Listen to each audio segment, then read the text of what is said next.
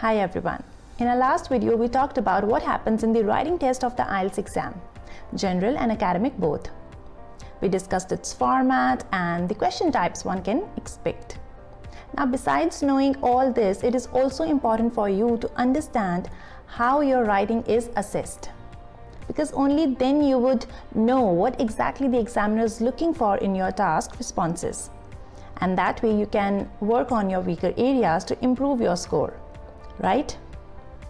In this video, we'll show you how an IELTS examiner assesses your writing tasks. There are two tasks, task 1 and task 2, and let's begin with writing task 1 assessment. Your writing task 1 is evaluated on 4 parameters or band descriptors: task achievement, coherence and cohesion, lexical resource, grammatical range, and accuracy. The examiner looks for these 4 things when they go through your task 1 response. They give you 4 scores, one for each of the criteria, and your total score is worked out from them. Let's say you get 7 for each of the criteria, then your task 1 band score would be 7. However, if you get 6 in, let's say, task achievement, then your score will come to a disappointing 6.5. In order to score high in each of these criteria, you must understand what they mean and what all things you can do to impress the examiner. Let's begin with marking criteria of general writing task 1, which is letter writing.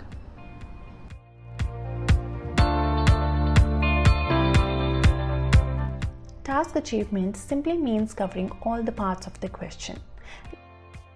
Let's say you get this informal letter in your task 1. Now, the first thing that the examiner is going to check in your response is whether you understood the letter scenario and covered all the bullet points appropriately. As you can see in the sample letter, we have covered all the 3 bullet points separately, and everything written in each paragraph is strictly related to a particular bullet point only. To score highly in the task achievement category, you should read the question carefully, cover all the points, and most importantly, stick to the topic. That's it. Coherence and cohesion refers to the structure and flow of your writing. The examiner evaluates how well structured and well connected your letter is. If you look at the sample letter, you can see a seamless flow with points divided into 5 different paragraphs, which includes the opening and the closing statements, and each bullet point in a separate paragraph. This makes the letter well structured. That's coherence. Now let's come to cohesion. Cohesion simply means that your writing should make sense. Every sentence that you write in your letter should connect to the next sentence. For instance, here we are talking about the new house, and then the next statement talks about the reason behind moving into a new house, which is getting married. There is a connection between the 2 sentences, right? That's cohesion. Each sentence in the letter should connect to the next one. So coherence is how well structured your letter is, and cohesion is how well connected your letter is.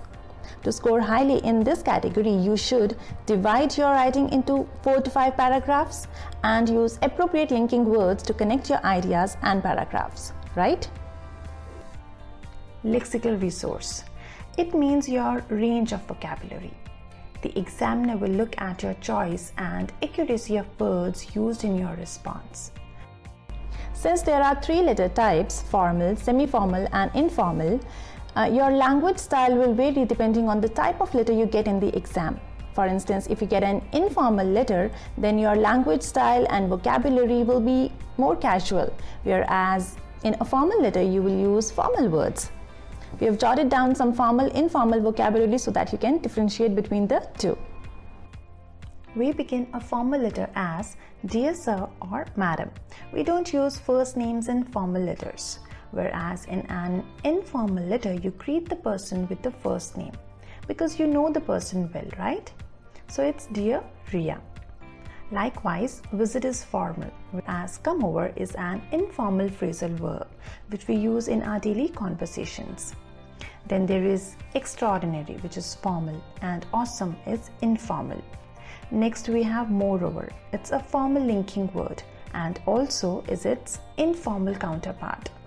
And finally we have a standard phrase, looking forward to meet you, which we use in formal letters, whereas in informal or semi-formal letters we use can't wait to see you or see you soon.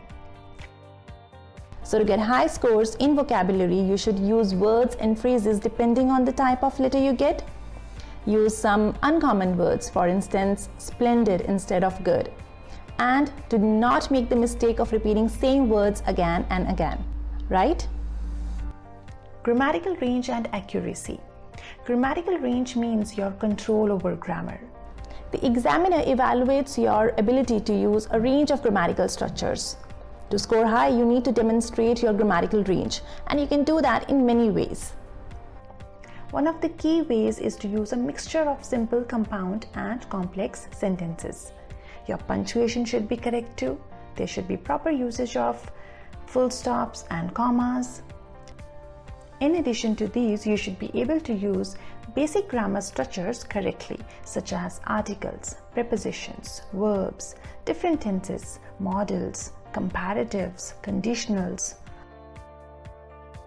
Alright, so this is how General Writing Task 1 is assessed by the examiners. Now let's see how Academic Writing Task 1 is assessed.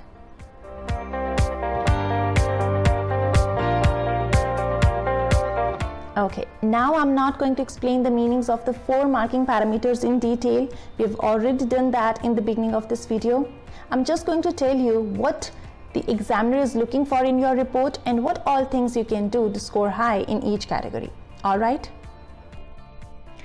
Task achievement here means reporting all the key features of the given graph. The examiner evaluates whether you covered the most important and relevant information from the diagram in your response. Let's say you get this chart in your test. This pie chart presents the browser market share in January 2018. You have to prepare a report by summarizing the given information.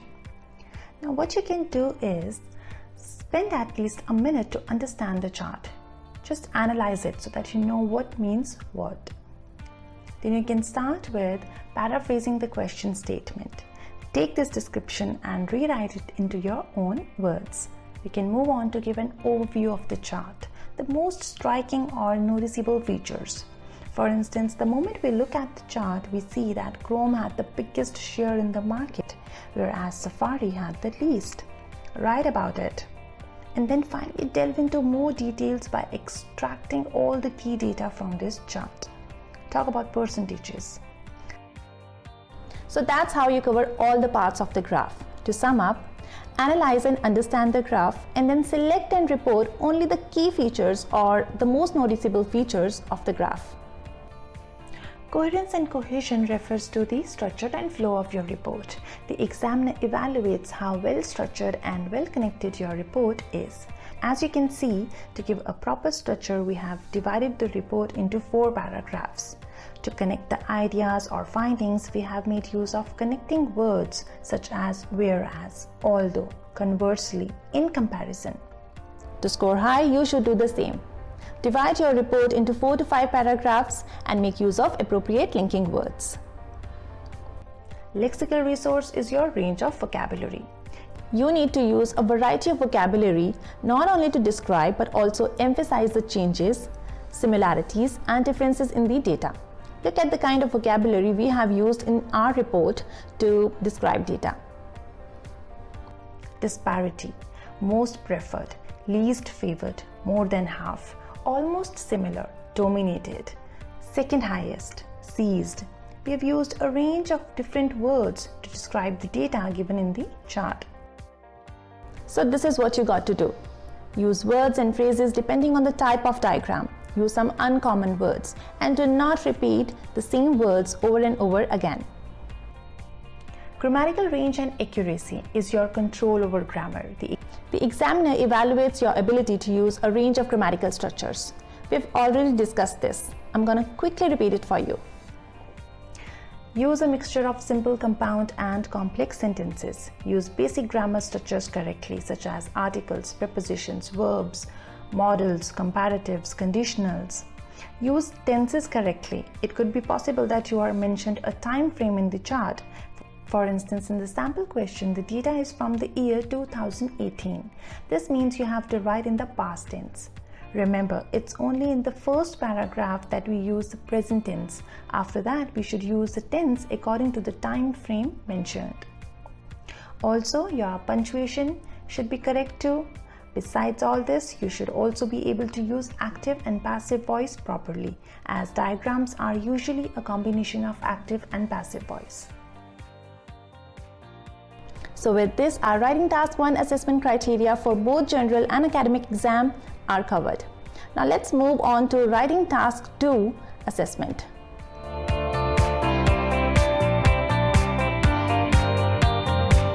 Task 2, which is essay writing, is same for both the exams. So it is evaluated in the same way. Your essay will be evaluated on 4 parameters: task response, coherence and cohesion, lexical resource, grammatical range, and accuracy. You can see only the first parameter differs. Instead of task achievement, it's task response. Rest of the parameters remain the same. The examiner evaluates whether your response covers each part of the essay question. Now, if you get a question like this one, in this question statement, you are asked whether there are more advantages or disadvantages of moving to a new location. Now, in order to score high in task response, you should cover all parts, talk about advantages, disadvantages, and present a clear opinion on which ones are more. That's one thing. You're also marked on how well you have supported or developed your ideas. Therefore, support your ideas with appropriate reasons and examples which could be drawn from your personal experiences as well. Let's quickly go through the rest. We already know what they mean. Coherence and cohesion, criterion 2, is all about paragraphing, linking, and flow. The examiner evaluates whether your essay is well structured and has a certain logical flow. It could be like introduction, 2 or 3 body paragraphs, and then conclusion. Make sure your body paragraphs are of same length. Only then it would be a logical paragraphing. And you know it, make use of appropriate linking words to connect your ideas and paragraphs. Criterion 3 is lexical resource. You already know it, it's your vocabulary. To get high points, include some uncommon and rarely used words in the essay. Take a look at the vocabulary used in the sample essay. Blissful, punch-on, distant lands, senescent, conducive, hassle-free, accustomed, void, overwhelming, reminisce, enticing, ginger in life. Beautiful vocabulary. Using such vocab will definitely push your band score to 9. The final criterion is grammatical range and accuracy. Again, here the examiner is looking for a variety of grammatical structures and they evaluate how accurately you have used them in the essay. Use a mixture of simple, compound, and complex sentences accurately. Use correct punctuation, use different grammar tenses, and avoid errors in grammar like usage of inappropriate articles or plural nouns. Alright, so we are done with Writing Task 2 assessment as well. These are the parameters on which your Writing Task 1 and Task 2 are evaluated. Each parameter evaluates a particular aspect of your writing. By working on that aspect, you can improve your overall IELTS writing band score. It definitely is not that easy, but with hard work and practice, you can level up on IELTS writing to get the score you need. And of course, we are here for you as well. Visit our website unolearning.com and take a look at our courses. Book the course you like and kickstart your IELTS preparation with one of our expert trainers from the comfort of your home. So that's the end of our video. We really hope this video was useful to you. In case you have any doubts, please post them in the comment section and I'll see you in the next video. Goodbye.